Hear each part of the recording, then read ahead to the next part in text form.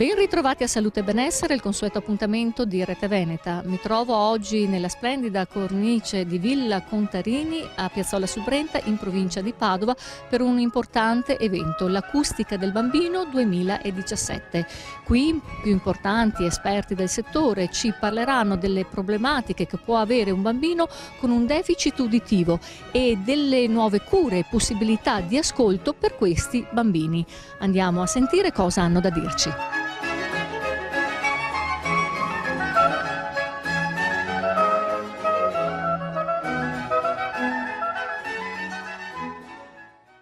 Molte delle linee guida ancora disponibili lasciano la parte degli accertamenti eziologici e la scoperta delle cause dell'ipoacusia monolaterale a un periodo successivo alla... Sono qui con Igor Caregnato e Elena Andreatta, audioprotesisti di Acustica Caregnato. Buongiorno Elena. Buongiorno.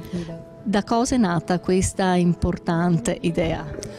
Volevamo promuovere il progetto di screening in età scolare, per i bambini in età scolare, che in Italia purtroppo manca e molto spesso le patologie uditive vengono trascurate a danno delle performance scolastiche. Per cui, insomma, oltre ad aver dato, il via a un nostro progetto di screening per i bimbi di 5-6 anni, sia qui a Piazzola sul Brenta che a Marostica, abbiamo pensato inoltre di fare dei congressi l'anno scorso e anche quest'anno che parlasse proprio di queste tematiche, congressi che fossero accreditati per le categorie mediche, sia mediche che sanitarie, ma anche aperti al pubblico, appunto, che segue, alle persone che seguono i bambini, quindi ai genitori e agli insegnanti. Che argomenti avete affrontato oggi al corso di Acustica del Bambino? Oggi col corso Acustica del Bambino, tramite l'aiuto di specialisti che lavorano da anni e hanno una comprovata esperienza nell'ambito dell'audiologia pediatrica, sono stati affrontati vari argomenti sia in ambito diagnostico che tecnico riabilitativo. Abbiamo pensato di invitare, gentilmente hanno accettato, professionisti come la dottoressa Eva Orzan, il professor Bovo, la dottoressa Santarelli e parte del loro staff, che hanno appunto approfondito e sviluppato varie sfaccettature di quest'ambito, parlando in maniera approfondita ma nello stesso tempo semplice e comprensibile anche ad una platea che non fosse solamente di addetti ai lavori. Non ultimo, sono state prese in considerazione anche delle problematiche di acustica ambientale che rendono l'inserimento scolastico dei bambini con problematiche di udito particolarmente difficile e delicato. Andiamo allora a sentire cosa hanno da dirci i nostri medici esperti del settore.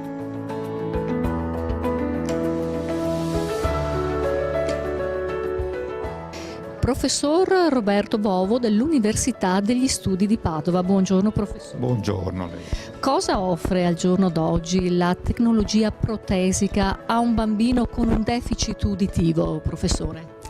Diciamo che oggi siamo in grado di riabilitare, o meglio di abilitare, direi tutti o quasi tutti i tipi di sordità, dalle forme lieve, monolaterali, sino alle sordità più gravi, alle sordità profonde, grazie alla possibilità che abbiamo di disporre di protesi acustiche di vario tipo, sino all'impianto cocleare.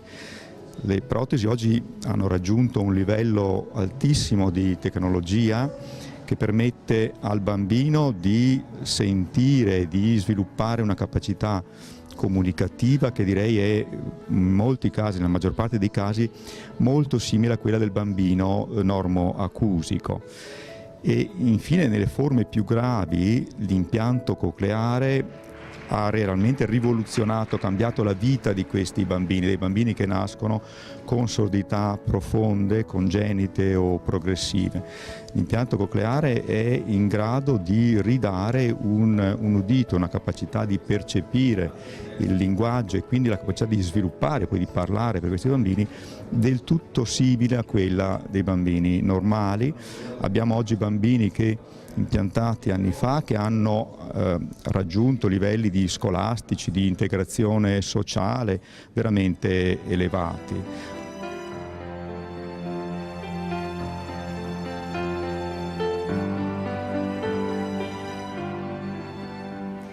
Vorrei che gli insegnanti mi trattassero come gli altri, senza farmi sentire a disagio. Sono sorda, non stupida. Mi piacerebbe che gli insegnanti si ricordassero che basta un po' di rumore per non farmi sentire bene e che lo sforzo che faccio per riuscire a scuola è maggiore di quello dei miei compagni.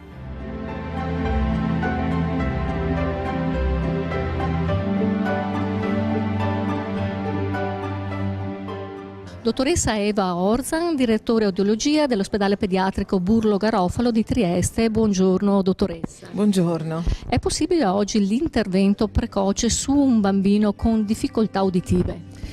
L'audiologia pediatrica negli ultimi anni ha sviluppato innovazioni tecnologiche e capacità di diagnosi che sono di grande interesse sia per i bambini che per le loro famiglie. Grazie allo screening uditivo che si attua oggi già alla nascita di un bambino e all'applicazione precoce di apparecchi acustici o di impianti cocleari, è oggi possibile promettere uno sviluppo che è pari allo sviluppo linguistico di un bambino normodente per quasi tutti i bambini che hanno una difficoltà uditiva significativa. Man mano che il bambino cresce, molti attori si aggiungono all'intervento audiologico, linguistico e riabilitativo del bambino che ha difficoltà uditive. Questi sono logopedisti, audioprotesisti, audiometristi, educatori e insegnanti. Affinché si possa sviluppare una precoce adattamento alla scuola e anche un'autonomia, una partecipazione completa di un bambino è assolutamente importante. È necessario che tutte queste figure sappiano condividere i loro obiettivi e sappiano lavorare insieme per favorire sempre di più la possibilità di una partecipazione completa di un bambino con un deficit uditivo. Oggi è possibile. Certo, quindi pari opportunità per tutti questi bambini che possono vivere una vita normalissima. Assolutamente sì, grazie. Grazie dottoressa, grazie.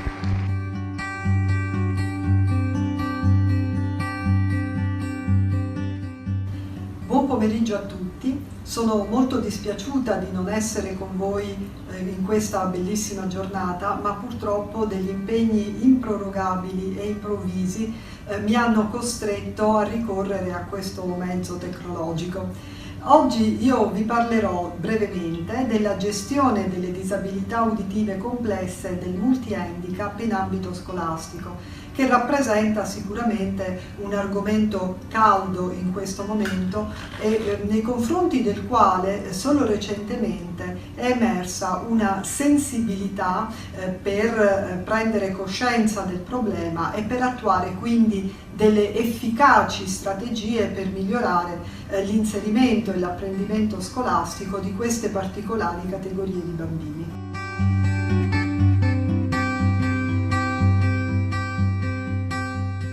Dottor Enrico Mussi, dirigente otorino-laringoiatra dell'ospedale pediatrico Burlo Garofalo di Trieste. Buongiorno dottore. Buongiorno a voi. Buongiorno e benvenuto. Dottore, quali sono le problematiche che si trova ad affrontare un bambino con un impianto cocleare? Beh, le problematiche che si trova ad affrontare un bambino con l'impianto cocleare sono legate all'entità della perdita uditiva prima di tutto e alle difficoltà di riabilitazione verso le quali l'impianto cocleare fornisce una risposta davvero molto buona. Il bambino inoltre, che deve sviluppare il linguaggio e le abilità uditive, si ritrova poi in un ambiente scolastico molto rumoroso tipicamente, ricco di rumori che vengono dall'interno, dall'esterno dell'aula e anche ricco di riverbero ambientale. In queste situazioni l'ascolto con l'impianto cocleare può richiedere degli ulteriori ausili, accessori come possono essere dispositivi di comunicazione che esaltano il segnale, cioè le parole pronunciate dall'insegnante e che migliorano appunto l'ascolto di queste parole rispetto al rumore di fondo. L'impianto cocleare è una risorsa davvero molto efficace per i problemi di ipoacusia profonda. Eppure sentire, edizioni San Paolo, Cristina Bellemo. Un libro che racconta una storia vera, la storia di Silvia, ma vuole raccontarla anche a noi questa bellissima storia. Sì, allora come dicevi, la storia vera Naturalmente poi c'è la parte del romanzo, della penna, insomma. E nel libro si racconta tutto il lavoro che Silvia ha fatto con la sua famiglia, con la sua mamma in particolare, per riuscire a sentire. Si racconta della difficoltà vissuta nell'incontro e nella relazione coi coetanei, che a volte non sono stati delicati rispetto al suo modo di sentire, e si racconta anche la fatica di prendere una decisione per sé, che è quella di entrare in sala operatoria e decidere se fare l'impianto cocleare che le consentirebbe di sentire.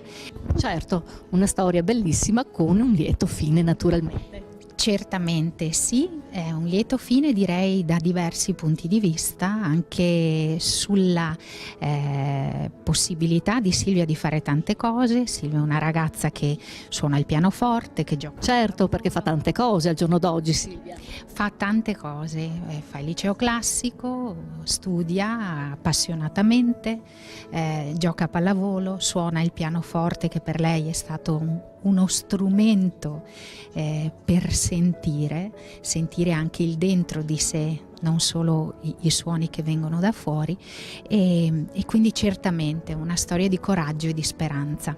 Certo, e noi con questo messaggio di speranza vi salutiamo e vi diamo appuntamento alla settimana prossima con una nuova puntata di Salute e Benessere, e vi ricordiamo che se volete rivedere le nostre puntate potete farlo sul nostro sito www.reteveneta.it nella sezione produzioni. Grazie, arrivederci.